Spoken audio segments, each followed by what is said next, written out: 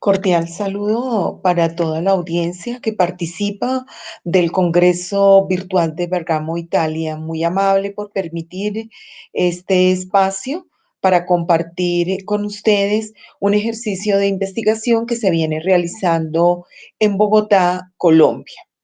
El título de esta intervención corresponde a Nuevas subjetividades, una mirada desde infancias, juventudes y familias en tiempos de confinamiento. Un tema que se devela desde un ejercicio investigativo que se viene desarrollando con dos grupos de población, especialmente con infancias y con juventudes, y eso nos ha permitido poder indagar cómo ha sido la percepción que ellos tienen desde esas condiciones de confinamiento exactamente. A través, como su título lo enuncia, las redes, entre ellas el Facebook, para constituir nuevas subjetividades alrededor de ese confinamiento en familia y pues en los diversos contextos socioculturales donde ellos se encuentran. Para ello, entonces, voy a hacer tres momentos. Un primer momento es una aproximación a la presentación, luego hago una pequeña discusión sobre el concepto de subjetividad y posteriormente volvemos a la presentación. Entonces, me permiten un minuto, voy a hacer la debida presentación.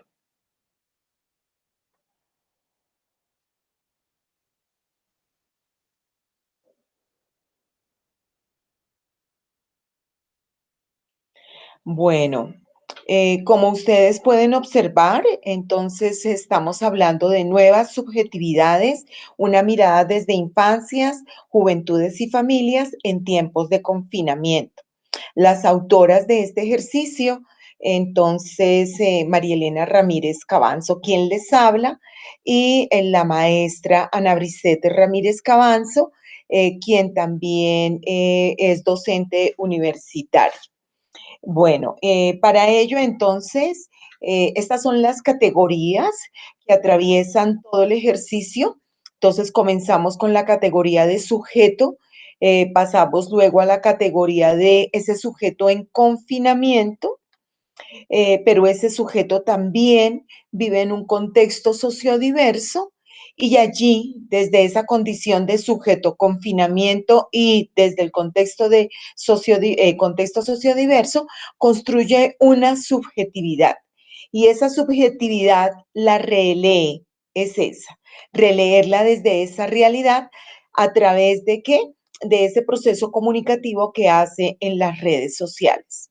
Entonces, este ejercicio de reflexión que vemos acá, que tiene una forma circular de aproximación teórica de ese sujeto que construye esa subjetividad a través de las redes sociales, donde él, a partir de esos contextos sociodiversos, puede leer esa realidad y en esa condición de confinamiento él puede comunicar.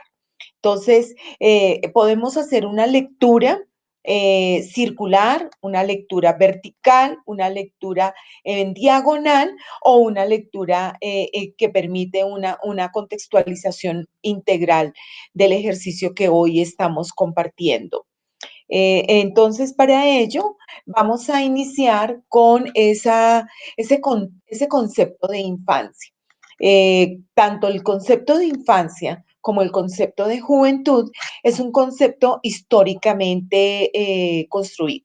Es un concepto que depende de unas condiciones políticas, sociales, culturales, que atraviesa diversos géneros, pero también que atraviesa etnias y atraviesa condiciones sociales y que también está contextualizada.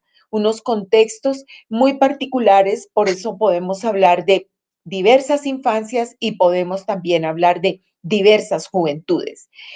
Para ello, entonces, los invito a revisar dos elementos importantes. Uno es que cuando el niño está en la escuela, es decir, que no existe este confinamiento tan marcado, es un niño que la escuela lo observa, lo examina, lo lo estudia, lo clasifica desde esos entornos naturales de la enseñanza y esos aspectos propios de la vida, que es la vida formativa y el ambiente formativo que se da, llámese el escenario escolar o otro escenario.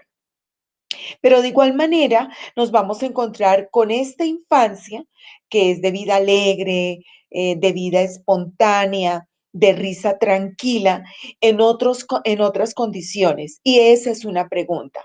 ¿Qué sucede con esta familia que, aunque está encerrada, ha intentado acercarse a esa infancia, pero surgen en ese confinamiento unas miradas que es la idea de la reflexión que hoy vamos a hacer?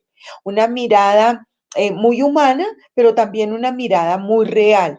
Estos niños que están en este confinamiento son niños que se han visto en condiciones de altísima vulnerabilidad, en muchos casos, niños que han sido espectadores de esa violencia intrafamiliar muy marcada, niños que han permitido reflexionar de qué pasa con mirar tras el vidrio y qué pasa con el juego y qué pasa con la socialización y dónde quedaron esas experiencias que da la escuela.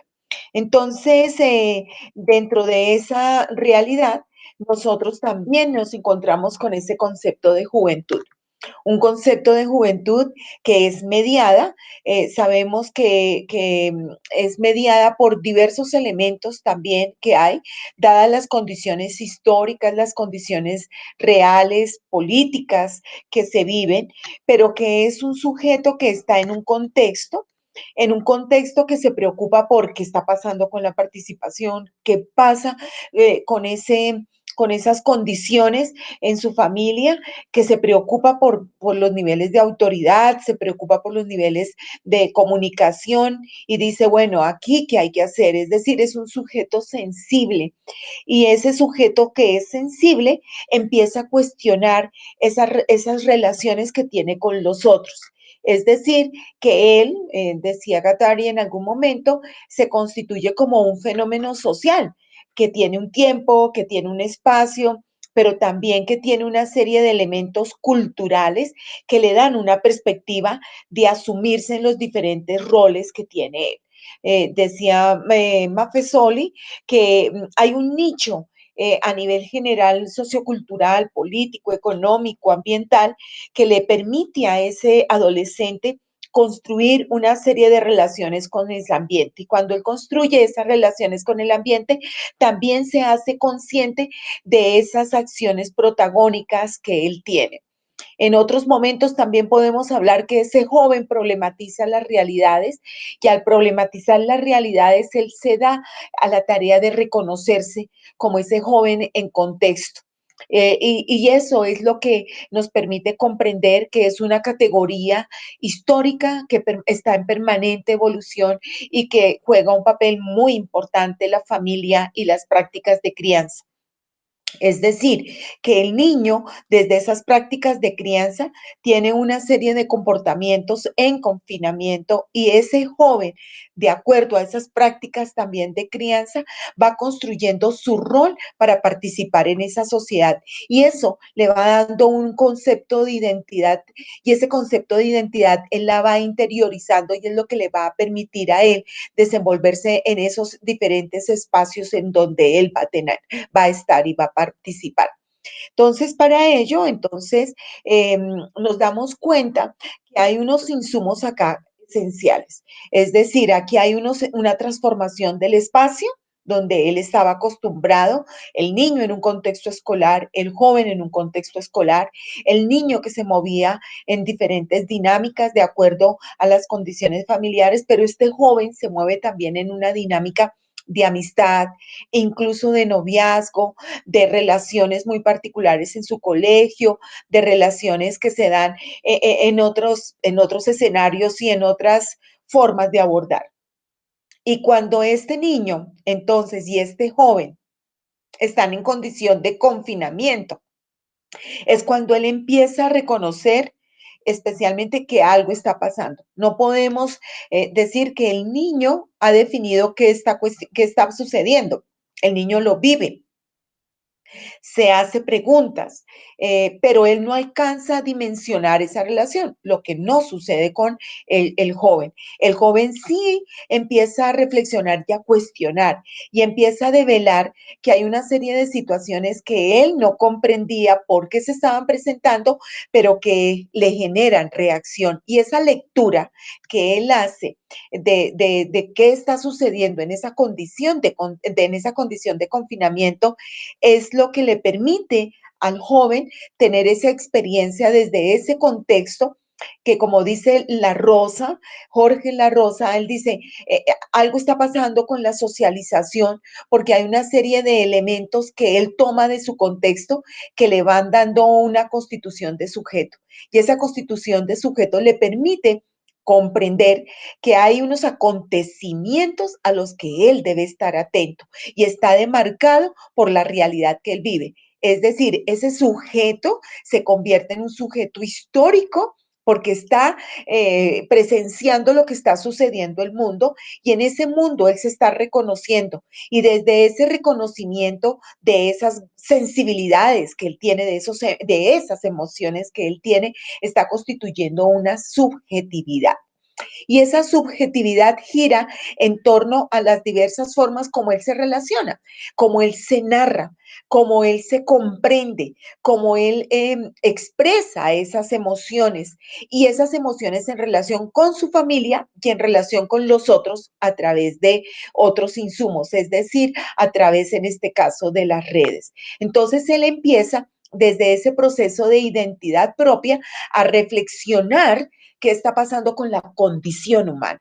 Y en esa reflexión que tiene el joven con la condición humana, él empieza a actuar. Lo mismo sucede con el niño, con la infancia. Él comienza a actuar, pero él se ve enmarcado en unos roles de subordinación por todos los sujetos que hay dentro de ese contexto familiar, porque el confinamiento permite develar también que hay unos insumos de autoridad en el caso de la infancia que vienen por el hermano mayor, por el papá o la mamá o el adulto que está ahí. Mientras que el joven también empieza a cuestionar esos roles, pero ya no desde un sentido de subordinación, sino que él empieza también o surge en ese joven emociones y expresiones que develan intereses personales, que develan cómo él está transitando en esa configuración de organización que tiene en ese escenario que es la familia. Entonces, acá traigo a colación a Semmelman cuando él habla que el sujeto es un sujeto histórico, pero que de acuerdo a los contextos donde él vive y de acuerdo a cómo él reconoce esos contextos y esos conflictos, le permite elaborar una serie de interrelaciones y es ahí donde él empieza a cuestionar su autonomía, empieza a cuestionar la necesidad de pensarse, bueno, ¿y ahora qué va a pasar? ¿Qué sucede con eso, esa palabra y ese ejercicio de la libertad? ¿Qué pasa con esas emociones y esas acciones que le generaban ese círculo afectivo donde él estaba? Es decir, hay una serie de expresiones de esos deseos y de esos espacios de vida que le permiten acercarse al otro y crear unas colectividades en medio de amalgama de sueños, de emociones, de angustias, que es lo que hace que el joven construya sus propias subjetividades, que es un concepto que permite articular muchos elementos desde lo histórico, lo político, lo social, lo cultural, pero en un contexto. Y en este caso, ese contexto que es desde el confinamiento, desde las cuatro paredes de familia, que le ha dado una posibilidad, por ejemplo, desde lo sociológico, cómo se relaciona con los otros, o desde lo filosófico, qué pasa con mi existencia, o desde lo lingüístico, cómo me comunico, o desde lo pedagógico, tiene sentido hacer tareas desde la mediación. Entonces, todos estos elementos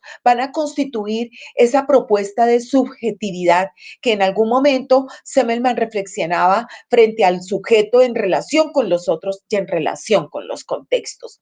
Así que es una aproximación a ese sujeto en ese contexto y en ese contexto surgen unos conflictos y esos conflictos están inmediatamente próximos a todos los sujetos que hay, los sujetos de infancia, los sujetos de juventud, los sujetos de familia, los sujetos de adultos. Y esos conflictos que hay en este contexto es lo que hace que él se empiece a autodefinirse, porque estos conflictos y la forma como se solucionan le va a aportar a este sujeto muchísimos elementos que se verán a posteriori, es decir, todavía no podemos definir qué va a pasar ese modus vivendi que se generó en esa situación de confinamiento, porque pues son muchos elementos alrededor, ¿no? Es encontrarse encerrado, es también encontrarse con esos miedos, es encontrarse en el caso de las infancias en sentido de subordinación, es encontrarse desde el joven, pensarse qué está pasando con sus emociones y sus afectos, todos en conjunto entrar en unos conflictos que muchas veces esos conflictos no están desde qué pasa, mejor me quedo en silencio, sino desde el alboroto y desde el posicionamiento a ver qué puedo alegar o qué puedo hacer, lo que hace es lo que conduce a un proceso de destrucción de todos los otros sujetos que allí hay. Bueno, en este sentido, entonces, voy a continuar comentando cómo se dio ese proceso de metodológico. Entonces, es una metodología desde un estudio cualitativo, que tiene como tarea pues revisar cuáles van a ser esos grandes elementos de comportamiento, de expresión de sentimientos, de emociones, formas de pronto que nos conducen a pensar cuál es ese clima socioemocional que se vive dentro de la familia. Y por eso, desde un corte etnográfico e interpretativo, nos acercamos a la familia, nos acercamos a los sujetos para indagar con ellos esas emociones. Posteriormente, se hace un rastreo interpretativo virtual desde las redes, cómo ellos estaban abordando esas emociones en relación con sus pares, que es directamente como lo que nosotros pretendíamos identificar. Esas emociones, cómo las vive, las comparte con sus pares. Y consistió a nivel de estrategia metodológica, a través de grupos focales, hacer un rastreo sobre esos conversatorios que tenían ellos en las redes. Inicialmente tenemos una muestra de 40 sujetos, que aquí los llamamos actores, y estos sujetos nos van a compartir muchos de los insumos que allí encontramos, ¿no? Entonces, inicialmente se hace un ejercicio de unos 5 preguntas, donde se les preguntaba frente a las emociones que ellos tenían, qué pasaba con esos miedos, el uso del tapaboca, qué significaba mirar por la ventana, qué sensación les producía, cómo eran las dinámicas al interior de la familia. Y posteriormente, con unas preguntas más abiertas, dialogadas, de un corte semiestructurado, entonces seleccionamos un grupo de ellos para hacer el trabajo de el conversatorio focal, y esos conversatorios lo que nos permite es ahondar en esos temas centrales sobre esas nuevas subjetividades desde lo que de lo que ellos vivían, cómo concebían lo que estaba pasando a nivel político, a nivel social, cómo sentían el efecto de esta pandemia en todos sus órdenes. Voy a compartir con ustedes algunas de las voces de estos jóvenes y de estos padres de familia. Me voy a tomar el trabajo, están tomadas con casi un mes de diferencia que ustedes están viendo aquí en pantalla. Las voy a leer textualmente. Entonces, algunas son los adultos y otras son los mismos jóvenes, ¿no? Entonces, vamos a iniciar. Para los adultos está en color negro y para los jóvenes está en color diferente, ¿no? Entonces, es muy difícil ser padre para un padre, ¿cierto?, de un adolescente. Después de meses de estar encerrado lejos de sus amigos, sin poder asistir a la escuela o salir, la mayoría de los niños están ansiosos por volver a la vida que tenían antes de la pandemia. Otro padre nos dice, hacer que los adolescentes tomen en serio la seguridad es una lucha constante y a medida que el país avanza hacia la reapertura es más importante que nunca asegurarse de que los jóvenes sigan las reglas de autocuidado. En octubre 21. Lo que viene puede ayudar a los adolescentes a sentirse más preparados y aumentar las probabilidades de un comportamiento inteligente y seguro cuando llegue el momento. Pero otros, lo único que les atrae es volver a ver a sus amigos, jugar al parque, practicar un deporte. O sea, aquí los padres están exponiendo una serie de emociones y de sentires frente a que algo puede pasar en esas nuevas subjetividades de esos adolescentes, de esos jóvenes, de esos niños que realmente son nuestro grupo de atención. Algunas voces de los niños, de los jóvenes también, entonces las voy a compartir. Es injusto que haya sucedido esto, que todavía ocurra después de meses de cuarentena. Ellos no estén entre las personas con mayor riesgo. Es injusto no volver a hacer las cosas como se solía hacer antes. Esto lo dice un joven el 25 de agosto. El 16 de septiembre. Sus amigos son sus vidas y ahí es donde se supone que está el desarrollo social en este momento. Al hablar con ellos, tener 16 o 17 años y no poder ver a sus amigos, a su novio o novia durante estos meses, va a ser un gran problema emocional, plantean ellos. En octubre 21 nos decían, todo es raro. Tiene toda la razón cuando se les hacía la pregunta, es injusto. Yo siento angustia, es aburrido y fastidioso, pero es lo que debemos hacer para mantenernos sano y salvo. O sea, hay un acercamiento y una condición de seguridad también frente a esto que les estaba pasando y que ellos de una u otra manera podían también conversar al respecto. Bueno, aquí nos surge como unas grandes preguntas, esto en el marco del proyecto Infancias y Juventudes, comprensión de sentidos y subjetividades desde territorios socioculturales diversos. Dentro de la Facultad de Educación de la Universidad, de la Fundación Universitaria del Área Andina. Pero hay unas grandes preguntas que ha sido motivo de la discusión de los resultados, porque como ustedes también se darán cuenta, seguimos en ese rastreo, ¿no? Y es qué sucede, por ejemplo, con la autonomía de nuestros jóvenes y de nuestros niños. ¿Por qué? Porque ellos entraron en unas figuras de muchas cosas, hacerlas solo, hacerlas muy individual, solos porque los papás, aunque estaban en la casa, también estaban en el mundo laboral y ocupados en otras cosas. Otra pregunta que nos asalta dentro de esta reflexión es qué está pasando con los procesos de participación, esos procesos de participación a los que los jóvenes estaban acostumbrados, especialmente en el escenario escolar.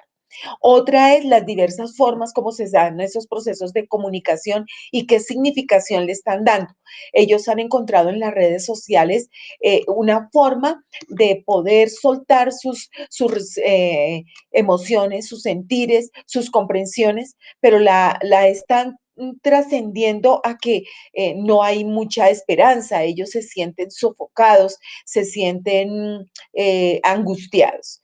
Otra tiene que ver con el ejercicio de ese sentido de humanización. Están tan próximos a las pantallas, hablábamos con ellos frente a ciertas noticias que estaban aconteciendo y ellos veían que pasaban una noticia, por ejemplo, de muerte, y para ellos se convertía como en algo que ya no tenía mayor relevancia. Entonces, asalta qué está sucediendo con esa propuesta humanista que tiene por naturaleza el ser humano.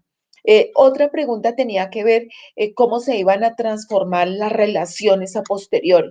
Es decir, ellos decían, tenemos miedo ya de salir a la calle y ya vemos raro al que no usa el tapaboca, un ejemplo. Entonces, ¿qué sucede con esas emociones y esos miedos? Pero, ¿qué va a pasar? ¿Cómo se van a transformar? ¿Y desde qué escenarios? ¿Desde qué contextos? Entonces, seguimos en ese rastreo de preguntas que de alguna u otra manera, estos son algunos de los resultados que nosotros hemos encontrado.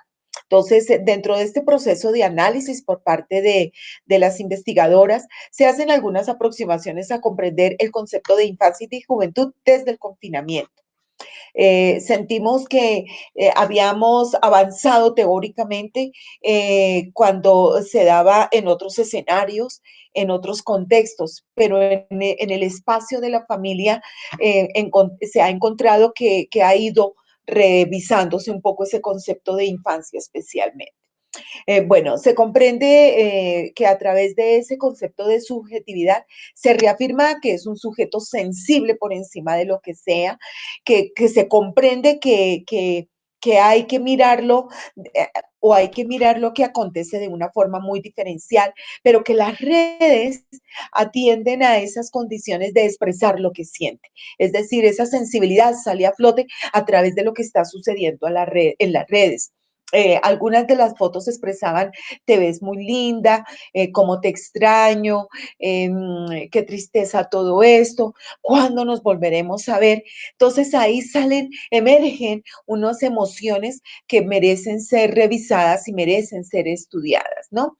Bueno, esos procesos de comunicación entonces empiezan como a transitar, a enrutarse, a también leer lo que está pasando en la realidad y cómo ellos sienten esas situaciones de realidad en su confinamiento y las sienten como propias, porque también pues es allí donde se está dando ese tránsito emocional. Entonces ellos comienzan en otros espacios a cuestionar por qué a mí, por qué en este momento, por qué yo sí estaba en grado 11, por qué me tocó preciso a mis 15 años, otra niña, porque si mi abuela estaba cumpliendo 50 años de casados y habíamos preparado una gran fiesta, ¿por qué nos tocó vivir esto? O sea, ellos empiezan a cuestionar ese devenir, sus propias vivencias dentro de ese devenir histórico. De igual manera, entonces, ellos se sienten parte de su contexto, especialmente de su contexto familiar, y hay algunos que exponen que esos espacios familiares les permitió vivir otras cosas, les permitió acercarse a su mamá, a sus hermanos, les permitió comprender la necesidad de compartir en familia, pero también otros expresaron las diversas tensiones que se dieron al interior de la familia desde unas formas muy violentas de golpe, de agresión verbal, agresión emocional, agresiones físicas. Y no se puede desconocer que esas realidades que ellos viven en esas familias y que también, pues lógicamente, dentro de esta situación de confinamiento se dio un consumo audiovisual muy marcado en los diferentes contextos y desde los diferentes sujetos. Entonces, comparto con ustedes algunas de las imágenes que compartieron los estudiantes al vivir con sus familias y en las diversas situaciones de encierro.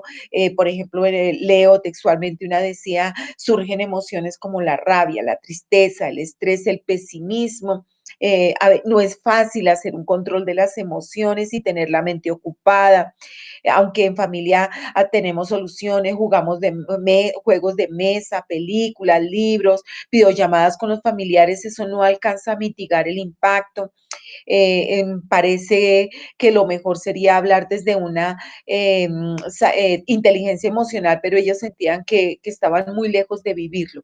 Igual decían que estaban cansados de hacer limpieza de la casa y desinfección del hogar constantemente. Eso me llamaba mucho la atención, ¿no? Igual expresaban, por ejemplo, que era importante construir otras normas para todos dentro de la casa, porque antes había normas que un día lavaba el uno la loza, el otro arreglaba la ropa, pero ahora todos en el mismo espacio tuvieron que cambiar las normas y tuvieron que plantear como otras formas de vivir en estos escenarios y en estos espacios. De igual manera, ellos expresaron que fueron muchos los problemas, pasando por problemas familiares, problemas económicos, problemas de salud muy marcados, escaseces económicas muy marcadas, donde ellos veían que em, em, llegaron hasta días sin tener que consumir alimento y eso también los afectó notoriamente porque pues no sabían muchos de los padres y de estas familias, son familias que pertenecen al sector de la economía informal, es decir, que algunos, por ejemplo, hacen ropa modistas, otros son peluqueros, otros atienden en cafeterías, otros trabajan en supermercados y este tipo de economía fue la primera que se vio cerrada, entonces los afectó, fue un golpe muy fuerte a lo que ellos venían acostumbrados a nivel general. Bueno, muchas de las emociones que ellos expresaron en su momento también fueron develadas a partir de que hicimos un ejercicio de acercarnos al diario de Ana Frank y ellos hicieron, hicieron paralelo en la forma de vida que llevaba Ana Fran, las peleas que tenía con su hermana y con su familia, y de igual manera lo que ellos a nivel general estaban viviendo en estas condiciones de confinamiento. Es un ejercicio que nos permite de una u otra manera poder acercarnos a lo que, a las expresiones que ellos tenían en esas condiciones de confinamiento. De ahí el título Nuevas subjetividades desde infancias y juventudes. Entonces, comparto con ustedes esta experiencia de igual manera, comparto con ustedes este ejercicio que nos puede de una u otra manera acercarnos a estas, a estas reflexiones que estamos en el día de hoy compartiendo con todos ustedes. Por eso retomo los conceptos a nivel general que se trabajaron en algún momento, que ustedes pudieron observar en la primera diapositiva, y es ese sujeto que vive en confinamiento desde diversos contextos socioeconómicos, culturales, familiares, constituye unas nuevas subjetividades, pero también le permite a él leer esas realidades que él está viviendo y su familia está viviendo y que las comunica a través de las redes sociales. Y en ese proceso comunicativo nuevamente está generando unas subjetividades frente a sus emociones, sus sentires en sus contextos. Muy amable, muchas gracias por permitirme compartir con ustedes esta reflexión investigativa y pues eh, cualquier posibilidad de comunicación se hace a través del correo mramirez75 areandina.edu.co o anabriset, como suena así, anabriset gmail.com. Sin ninguna otra, pues por menor, muchas gracias por permitirme compartir con ustedes este espacio. Muy amable y pues muy gentil, atentamente Marielena Ramírez desde Bogotá, Colombia.